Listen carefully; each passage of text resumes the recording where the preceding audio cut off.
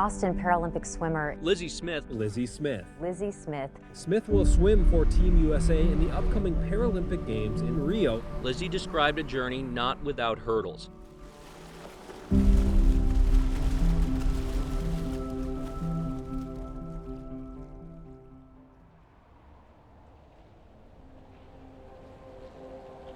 My greatest joy is being a father of 8 children. Lizzie's the 7th of 8. When you're having a child, you want a healthy baby. I had a condition called amniotic band syndrome. So as a result, I was born without my left forearm. So it's amniotic band syndrome. There's like fibroids in there. So kind of like umbilical cord getting wrapped around. Fibers got wrapped around and cut off circulation. And since then it's been adapting to life would not. Everything's designed for one hand. She was never raised any differently than the rest of us. It was very normalized from the beginning. There's an understanding that there's going to be difficulties and complications physically in her life, but that's nothing that can't be overcome.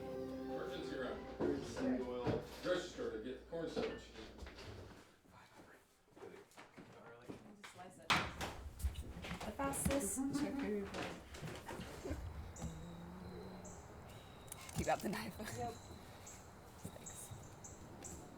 A philosophy that my mom told us when we were younger is the way someone reacts and the way that someone behaves, it says more about them than it does about you.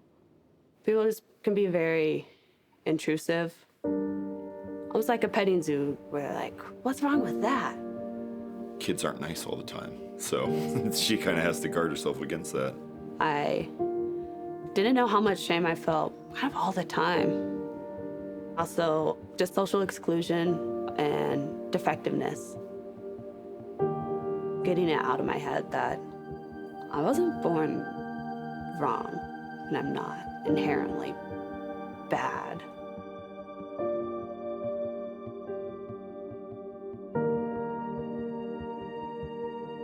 When we walked, her arm was almost concealed in a way, and if she was wearing a jacket, she would tuck the sleeve into the jacket pocket to make it look like maybe her arm was just resting inside. But a little bit, it kind of broke my heart. I felt like this is like my secret to hide, and it's hard to feel like you're carrying a secret that is your body. So it was a part of my identity that I never wanted to look at.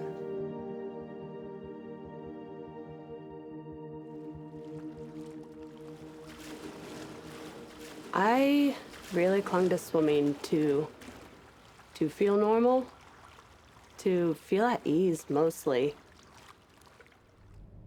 We grew up not too far from Catalina Swim Club. So in the summers, we spent on average 12 hours at the pool. That kind of taught her how to go swim, and then we took her to Coach Tony. We never treated Lizzie as a para-athlete. We always treated her as a swimmer.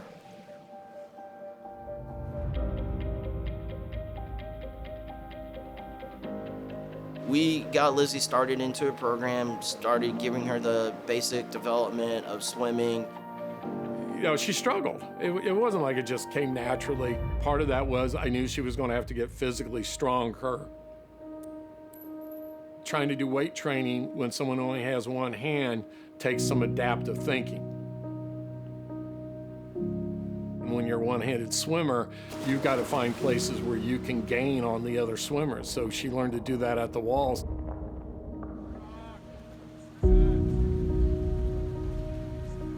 No matter any pool that she was in, she was one of the best.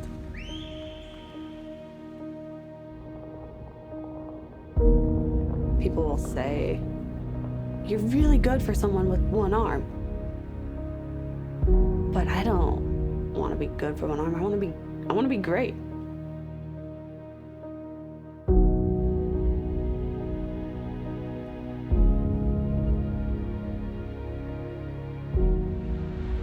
The scene has been set for a wonderful 2016 Paralympic Games in Rio. Learning how to gear up for the biggest competition of your life this was everything and I had to do it perfect. And the whole build up to that race, going back since I started swimming, was just don't get fourth. Like, fourth is the worst thing that could happen. So you have to know your game plan going in, and mine is hood up, headphones in, listen to my tempo being counted out. And then starts the call room process. Instead of thinking of winning, like, how am I gonna get gold? It was, how am I not gonna get fourth? When she goes by in front of us, she's 20 meters away and she's in first place. 20 meters in first place. Next thing, she starts popping up higher out of the water. Everybody's like slowly closing the gap that she had built there. So I could see the girl next to me gaining speed and coming up on me. It was just like a slow motion nightmare.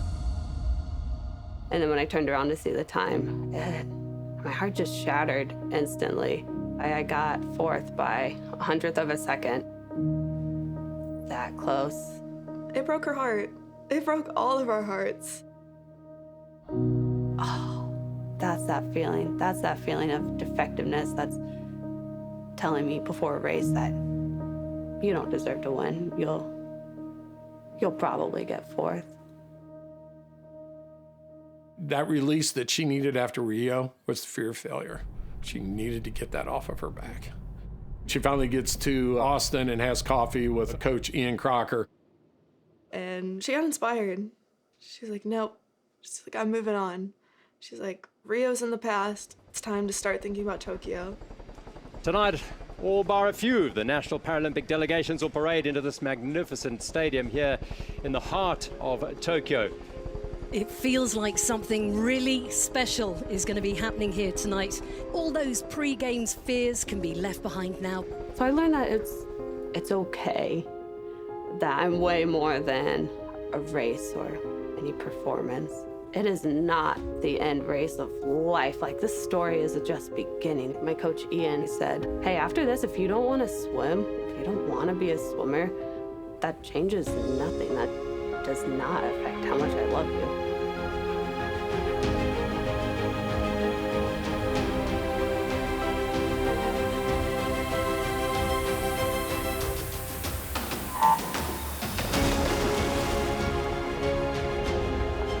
When I first touched the wall, I mouthed a bad word. I thought I got fourth again. When I looked at the clock, I was prepared to see like fourth by 100th of a second.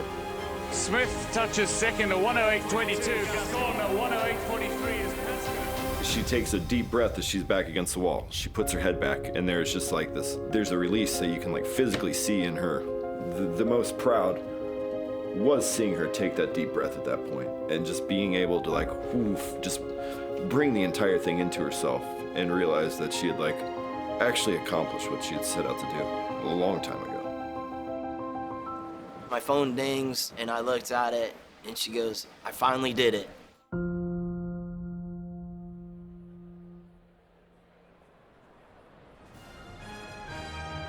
We are honored to have several of our Hoosier Olympians and Paralympians in today's game. Lizzi Smith, silver medalist in swimming. Congratulations to all of our Hoosier Olympians and Paralympians. I wish it shook like the real ones. I thought that was like their adaptive thing was the 2 dots. Every single little detail has a lot of thought behind it.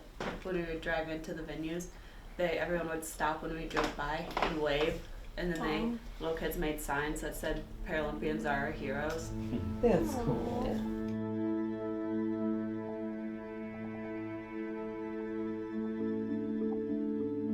The biggest lie I thought about myself was that no one wanted to be around me.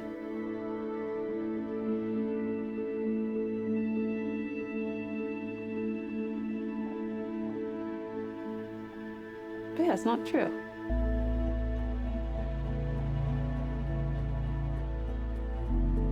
It's my mission to make sure that no little kid ever feels that.